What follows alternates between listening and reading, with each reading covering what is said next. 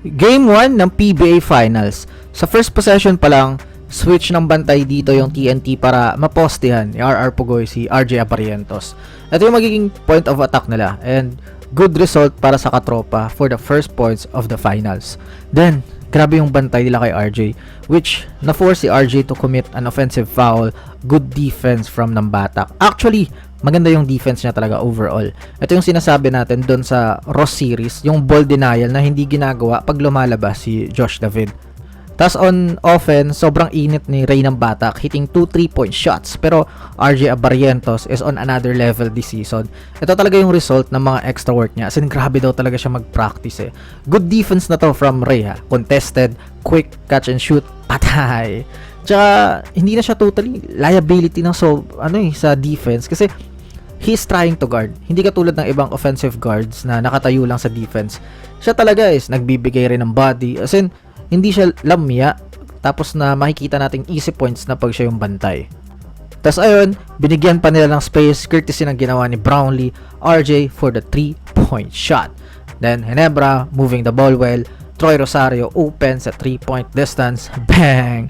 Pero for TNT, ito talaga yung dapat gawin ni C-Mac. Bully ball against the bigs of Ginebra. Kasi wala yung makakapigil talaga ng todo sa paint. Sana whole game ganito.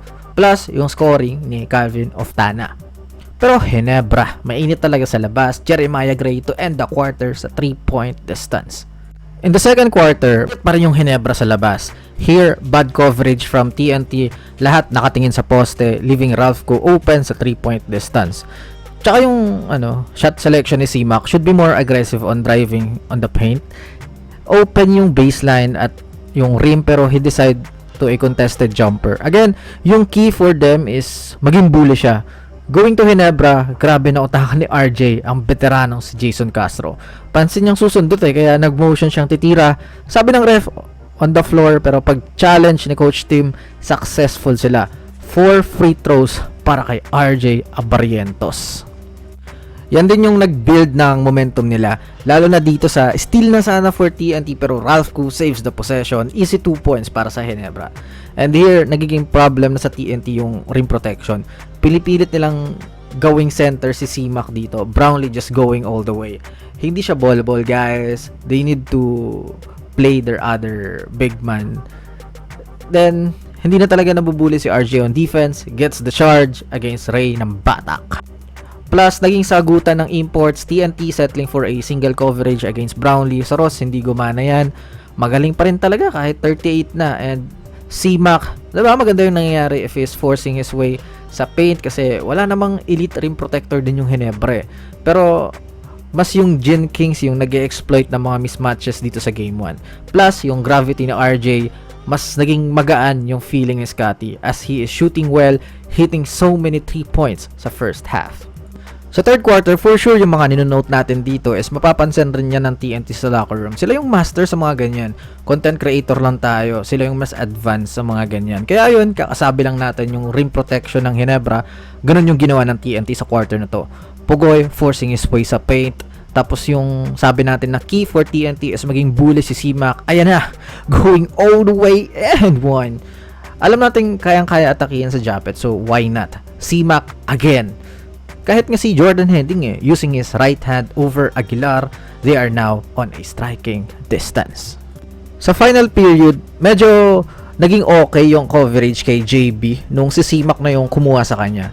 Tsaka yung mga shot clock winding down na possession ng Ginebra bumabalik. Then, uminit yung TNT sa labas. They're also moving the ball well. Pugoy sa corner. Then, Ray ng Batak hitting a 4-point shot.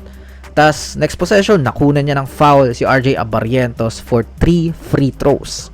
Then, ayun, TNT exploiting the weakness of Ginebra sa paint. Pugoy, 2 points. For Ginebra, with possessions na nag-scramble na wala na kay JB ang bola. Pero meron kang RJ Abarientos who will shoot a 4-point shot. Grabe. What more can you say to this man?